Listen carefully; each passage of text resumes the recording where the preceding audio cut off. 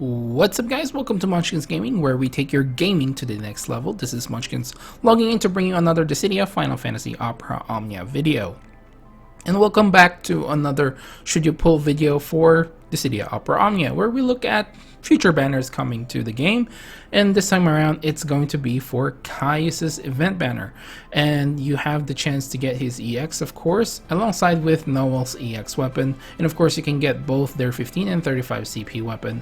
The third wheel for this one is going to be Lise, which you can grab her 15 and her 35 CP weapon. Now before we do start, like and subscribe if you haven't already. It does help my channel, guys, and I really do appreciate all the support that you guys give me. So without further ado, let's start this video off with a returning EX.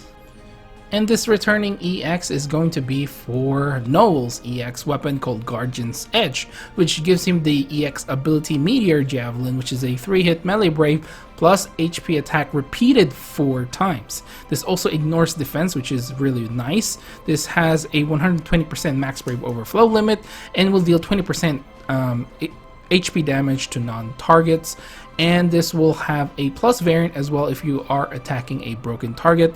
The splash damage will go up to 50% on the last HP attack. At 1 out of 3, this will increase the brave damage dealt. At 2 out of 3, this will grant him the power to seize the future buff for 6 turns. This basically raises the party's max brave and attack, as well as further raising his own max brave and attack. At 3 out of 3, this will increase the recast speed, and this does have a normal recast speed. Now if you do try to realize this weapon at 0 out of 3, this will increase the max brave overflow limit of the ability. At 1 out of 3, this will slightly raise his max brave. At 2 out of 3, when the quest starts, he will have the power to seize the future buff and 2 stacks of last hunter buff for 6 turns.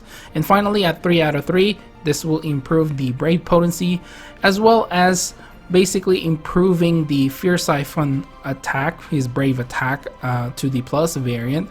This will reduce the target's brave by 3/5 and will do a 4 brave hit, and this will increase the total brave potency as well as when attacking a broken target, this will have a lower action delay. Now when you do attack an enemy and you break them, this will nullify the action delay and will basically give him a free ability usage on his next turn. Now the bonus sphere that you're going to get for this one is going to be breaking attack up short. When attacking a broken target, this will raise your attack by 15% for 3 turns. So after hearing all this information regarding Noel's EX and of course his EX Plus, how much should you be investing ingot wise on his EX Plus? To me, honestly guys, there's really not a lot going on with Noel's EX Plus. So to me, 0 out of 3 limit break is enough to start this off. And my max would be at 2 out of 3. And the reason for this is basically at 2 out of 3 you do get that unique buff that he gets, basically increasing the party's max brave and attack, and of course 2 stacks of last hunter buff as well. So that's my main reason for going 2 out of 3 at max. The reason why I don't like 3 out of 3 is you only get increase in brave potency. I would have liked at least an increase in max brave overflow limit, or a variant of his HP attack.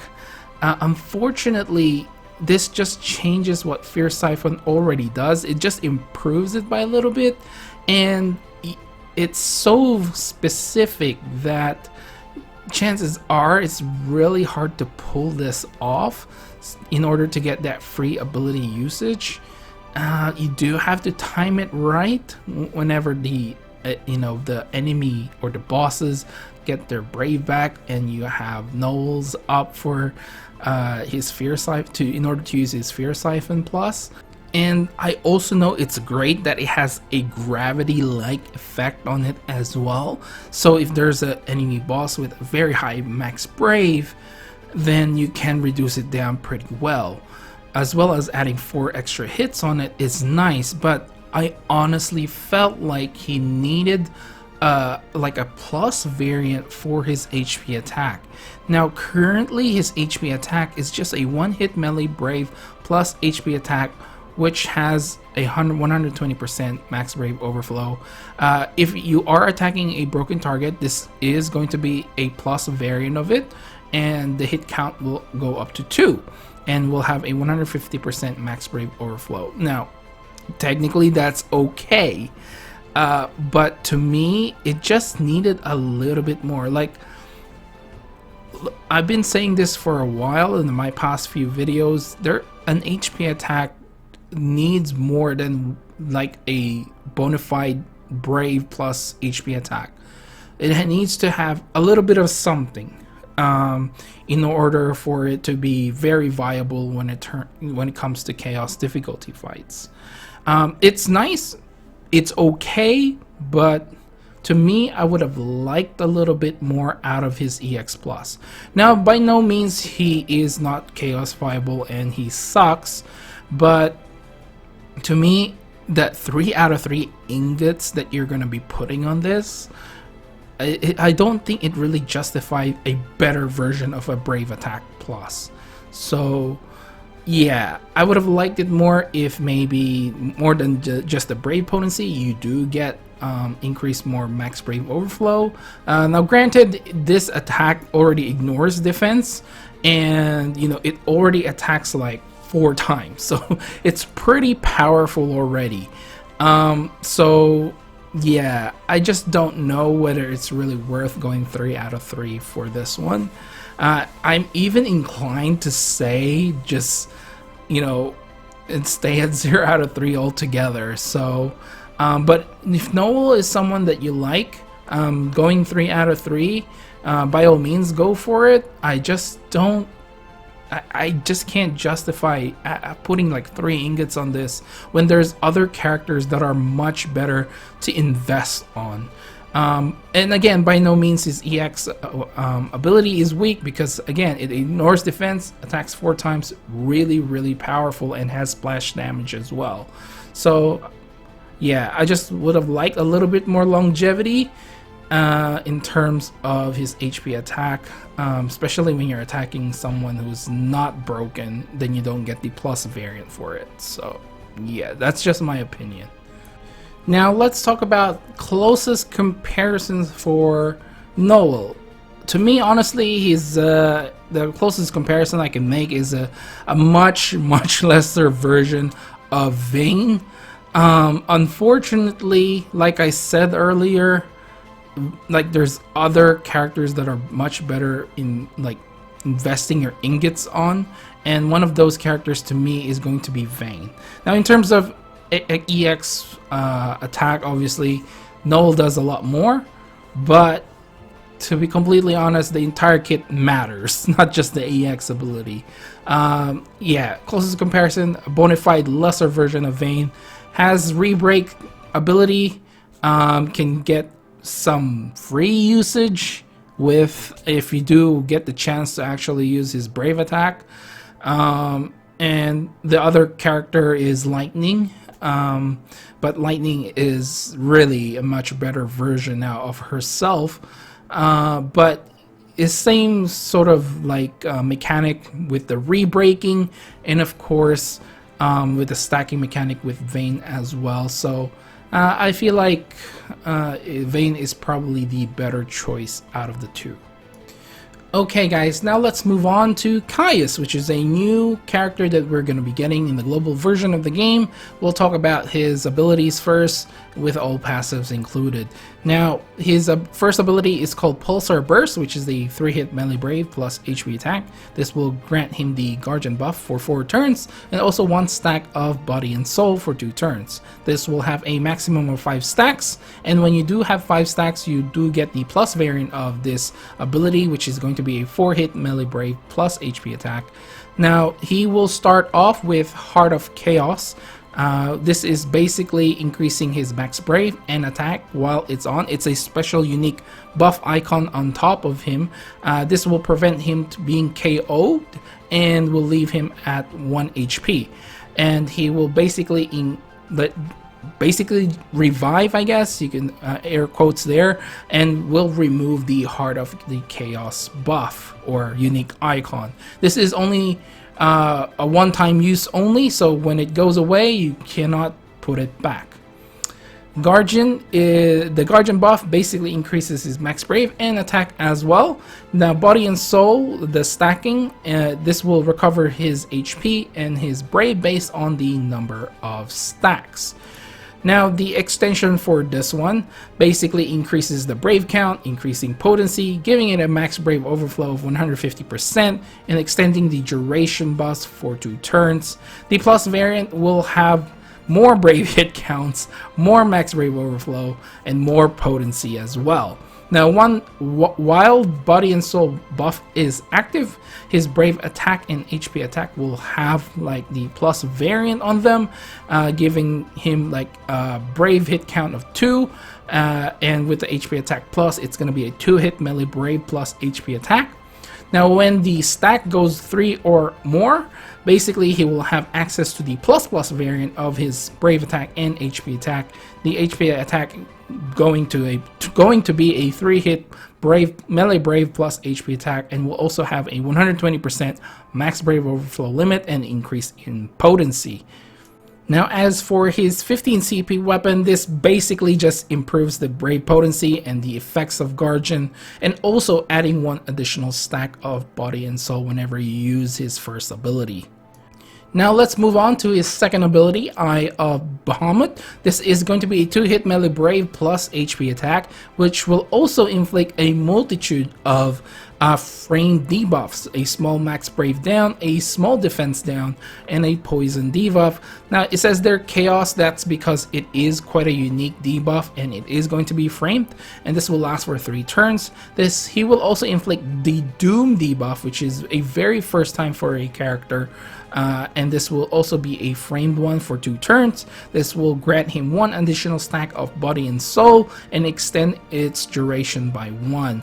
At 5 stacks, you will have access to the plus variant of this one, which increasing its melee brave, its brave attack to 4, and basically do. I mean, if you've been playing Final Fantasy, you know, or Dissidia Omnia for a while, basically when the countdown goes to 0, this will break the enemy and basically, you know, pushes them back in the turn order. Now, as for his C60 Crystal Awakening passive, for his Eye of Behemoth Extend, this will get 1 extra usage, and the normal version will have more brave hits, increasing in max brave overflow limit, and will also have a 20% splash damage to non-targets, excuse me, and will also inflict all the debuffs on all the enemies. The plus variant will have a total of 6-hit brave hit count and will have the same max brave overflow limit, however increasing the splash damage to 50% to all enemies. And his 35 CP weapon basically just improves the potency, extends the duration of all the debuffs, and granting 1 additional stack of body and soul once again. Now finally, let's quickly cover his additional ability, Set Doom Crush. This basically is going to be a 2-hit melee brave plus HP attack, and will also inflict the Doom slash Chaos debuff for 1 turn. And the Bloomstone basically gives it 1 extra usage and basically gives the duration for the attack up a longer effect. Okay, now we can finally move on to his EX weapon, Soul of Chaos, which gives him the ability Inferno, which is going to be a 5-hit AoE melee brave plus HP attack. This will increase the brave damage dealt to a single target and will have 150% max brave overflow limit. The HP damage will be dealt equally amongst all enemies, and will also initiate a chase sequence on the target and allows other targets to be launched immediately.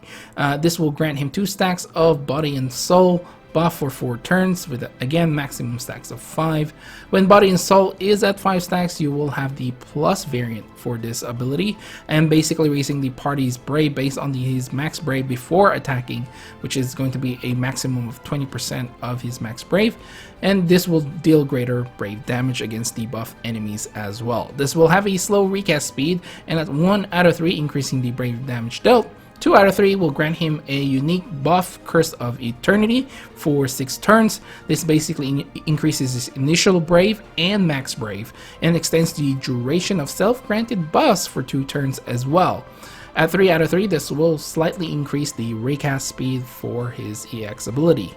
Now, if you do decide to realize this weapon at 0 out of 3, you will get an increase in potency and increase in max brave overflow limit for this ability, and will gain access to the plus variant for both his brave and HP attack. Both his brave and HP attack plus will grant 1 additional stack of body and soul when they're breaking or attacking a broken target. They will also get increase in brave potency as well. At 1 out of 3, this will increase his max brave and attack. At 2 out of 3, when the quest starts, he will have Curse of Eternity and Guardian buff for 6 turns. Also, 3 stacks of body and soul for 4 turns, which has, again, maximum of 5 stacks. At 3 out of 3, basically, when you're using Inferno or the plus variant, this will become a 4-hit AoE melee brave plus HP attack triggered twice. This will raise his brave based on 20% of the HP damage dealt after the first HP attack. This will also delay the target by 1 turn, and greatly raising his total brave potency, and tremendously raising his brave potency for the plus variant. Now for the bonus sphere, you're going to be getting full HP base attack up when HP is max. It raises your initial brave and attack by 5%. Okay guys, so after hearing all this information regarding Caius' abilities and his EX and EX Plus, how much should you be investing ingots wise on Caius? I think you really need to start at 2 out of 3 with Caius. You can probably argue start at 0 out of 3 because that's where he gets his plus, but to me, because of the slow recast speed of his EX, in order to get Curse of Eternity, it will make you use quite a bit of your abilities. And honestly, he doesn't have much longevity in terms of his abilities. He only has a very limited amount of them, doesn't have a lot, and he doesn't have any way to replenish them as well.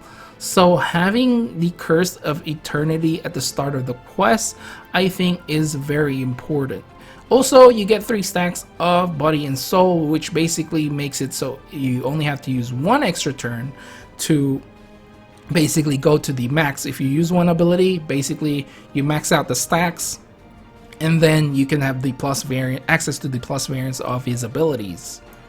But again, you can argue start at 0 out of 3, but again, it will take longer for you to ramp him up, and you have to use quite a bit of your abilities in order to get Curse of Eternity buff, which is pretty nice, increasing his own initial brave and max brave as well as extending the duration of all his self-granted buffs by 2 turns, which is really nice, so you don't have to keep reusing his abilities. You can get away with using his HP attack plus.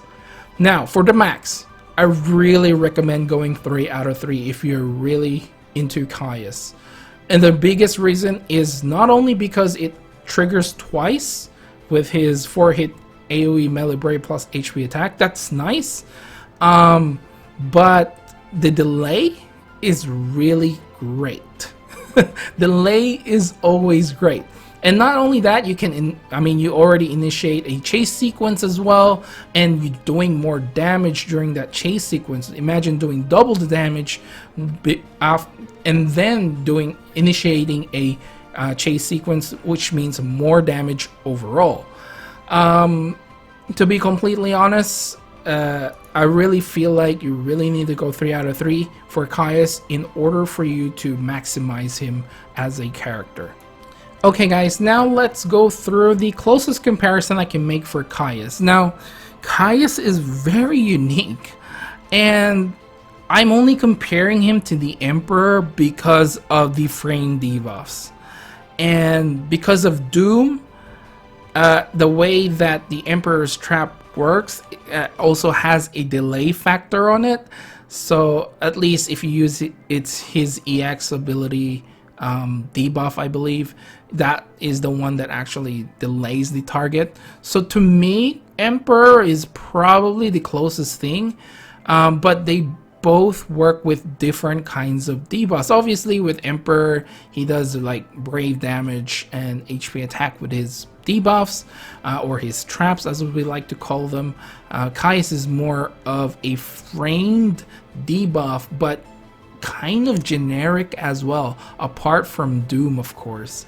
So yeah, I gotta say they could have just made it so it's one debuff, like Fran maybe, and or any other frame debuff that puts them all together, not split them all apart, which covers a lot of debuffs.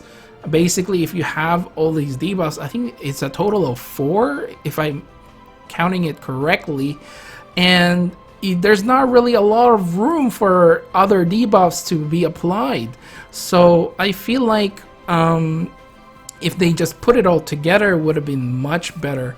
But in any case, like I said, I think Emperor is the choice for me in terms of just the way it works.